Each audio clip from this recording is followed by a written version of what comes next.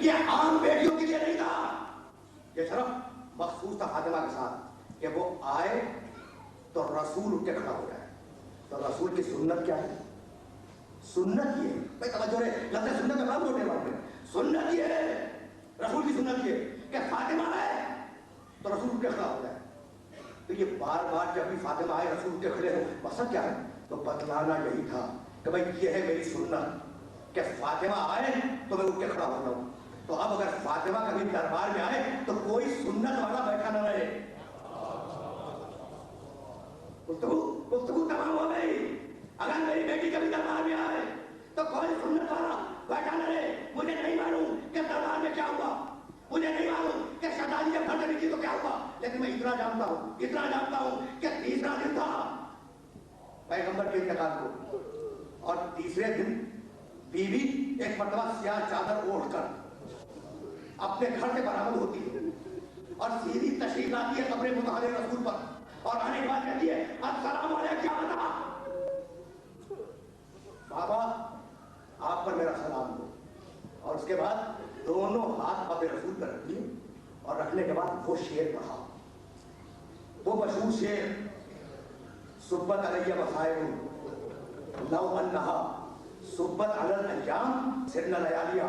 بابا مجھ پر وہ مصیبتیں پڑی، اتنی مصیبتیں مجھ پہ پڑی کہ اگر وہ مصیبتیں روشن دنوں میں پڑتی تو وہ تاریک راتوں میں بدل جاتی.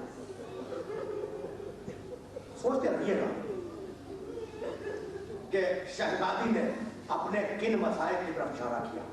پلٹی شہزادی شکایت کر کے وہاں سے شہزادی گھر میں آئی اور اب رونا شروع کیا، باپ پہ رونا شروع کیا.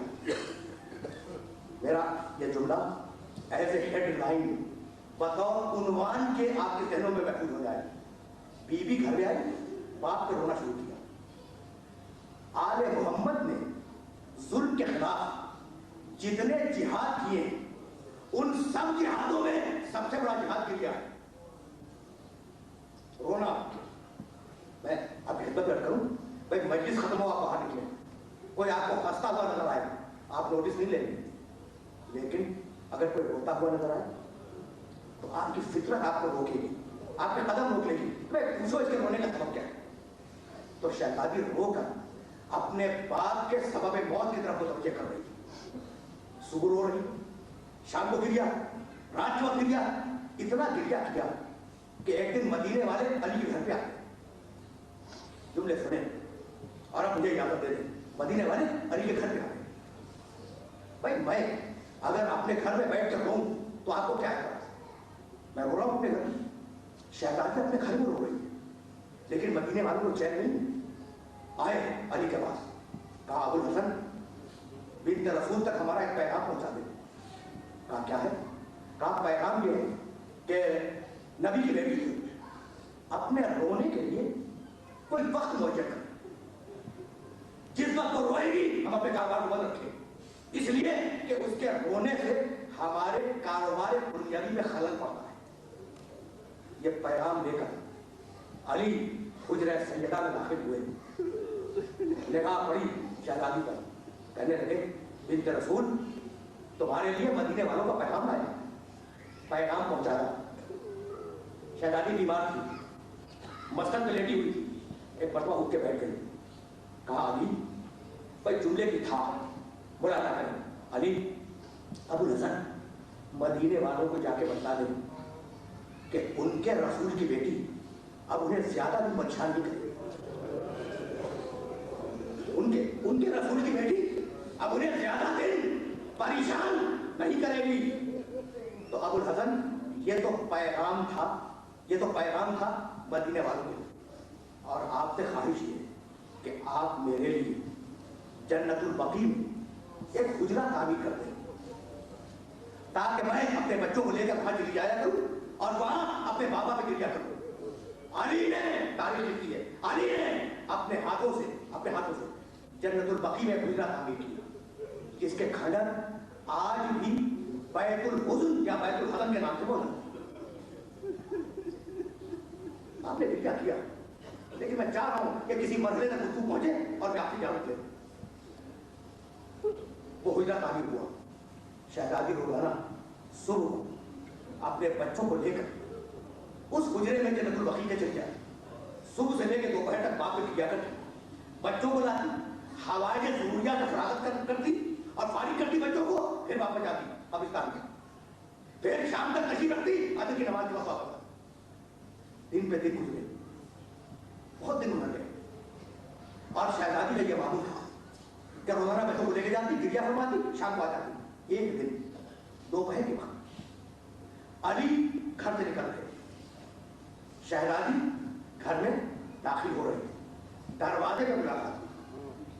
अली ने शहजादी की सूरत देखी, रुक गए, पर जुमला सुने, रुक गए, कहने लगे कि बिन्ते रसूल, जब से रसूल का इंतकाल हुआ है मैंने कभी तुम्हारे चेहरे पर खुशी नहीं देखी, ये आज तुम्हारे चेहरे पर खुशी के आसार कैसे?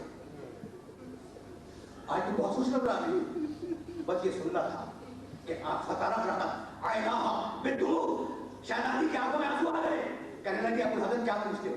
रोते रोते मैं सो गई थी, बाबा मेरे ख्वाब में आए, मुझे अपने सीने से लगाया, मेरे सर पे हाथ फेरा और कहने लगे बेटी तेरी मुसीबतों के दिन खत्म हो गए, आज तू मेरे पास आने वाली है। तो अबुल हसन, तुम जो मेरे चेहरे पे ये खुशी देख रहे हो ना, ये बाबा से मुलाकात की खुशी है। अल्लाह, आपने क्रिया किया और तकरीर तमाम हो गई, लेकिन मैं फकत दो जुमले अर्ज करूंगा, फकत दो जुमले और आपकी इजाजत दूंगा। अबुल हसन, ये जो चेहरे पर खुशी देख रहे हो, ये बाबा से मुलाकात की खुशी, ये कह के हुजरे में दाखिल हो। अली बाहर निकल रहे थे ना, अली भी वापस हो गए, अब अली भी उसी हुजरे में आए, शहजादी बैठ गई। कितने बच्चे हैं शहजादी के? हसन, हुसैन, ज़ैनब, उम्मे कुलसूम। एक मतलब कनीज को बुलाया, बस आपने गिरिया किया, मजलिस तमाम हो गई, वसीयतों के चंद जुमले सुने जो बराह रास्त मकसद कर रहा हूं और आपसे याद दूंगा। कनीज को बुलाया, कहा बेटियों को ले जा, बेटियां कनीज के हवाले की। अली से कहा अबुल हसन, बच्चों से कहें हसन हुसैन कि जाए नाना की कब्र की ज़ियारत करें। बच्चे गए कब्र रसूल पर, बच्चियां गई कनीज के साथ। अब अली और फातिमा अकेले हैं ना, कहा अबुल हसन जरा दरवाजे को बंद कर दे, मैं आपसे वसीयतें करना चाह रही हूं। अली ने दरवाजा बंद किया, अली खुद राजी है इन वसीयतों के। कहा अबुल हसन मेरे करीब बैठ जाए। अली करीब बैठ गए, कहने लगे अबुल हसन, अब मैं दुनिया से जा रही हूं, मेरी पहली वसीयत तो ये है कि अगर मैंने तुम्हारी खिदमत में कोई तकसीर की हो,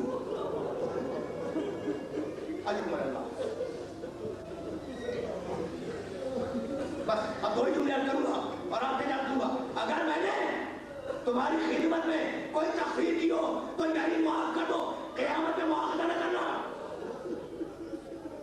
अली चीख मार के रोए, कहा बिन्ते रसूल, मैं गवाही देता हूं कि तुमने अपने हक में खिदमत वाला किया। कहा अबुल हसन, मेरी दूसरी वसीयत ये है कि मेरे मरने के बाद मेरे छोटे छोटे बच्चे बगैर माँ के होंगे, तो अगर उनसे कोई तकसीर हो जाए तो डांट के बात न करना। अली कांपने लगे, कहा बिन्ते रसूल, तुम्हारे बच्चे साहिबाने तकदीर है, उनसे किसी खता का इम्कान नहीं है। बस आखिरी जुमला कर रहा हूं, पहली वसीयत, दूसरी वसीयत। कहा अबुल हसन, मेरी तीसरी वसीयत ये है कि मेरा जनाजा पर्दे शब्द उठाया जाए और मेरे दुश्मनों को मेरे जनाजे में शिरकत की इजाजत न दी जाए। और अबुल हसन, भाई आपने फिर क्या किया, मेरी तबाह हो गई। अबुल हसन, मेरी चौथी और आखिरी वसीयत ये है कि मुझे दफन करने के बाद भूल न जाना, कभी कभी मेरी कब्र पर सलाम के लिए आते रहना। अली ने वसीयत कबूल की, चीख मार के रोए और कहने लगे कि बिन्ते रसूल, मैंने तुम्हारी वसीयतें कबूल की, अब तुम मेरी वसीयतें कबूल करो।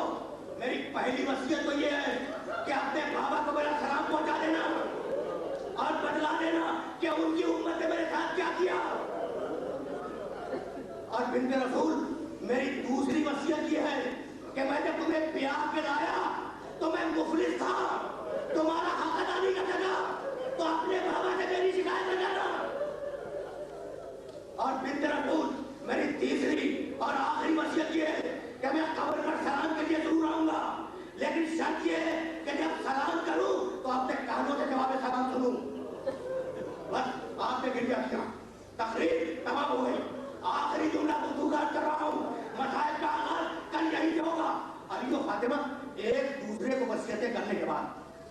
इधर रो रहे थे कि इतने में जोर जोर से दरवाजा पीटने की आवाज आई।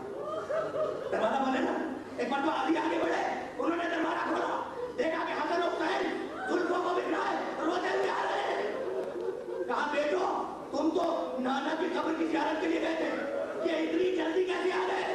तो बच्चों ने रो के कहा कि बाबा जैसे ही हम नाना की कब्र पे पहुंचे, एक मर्तबा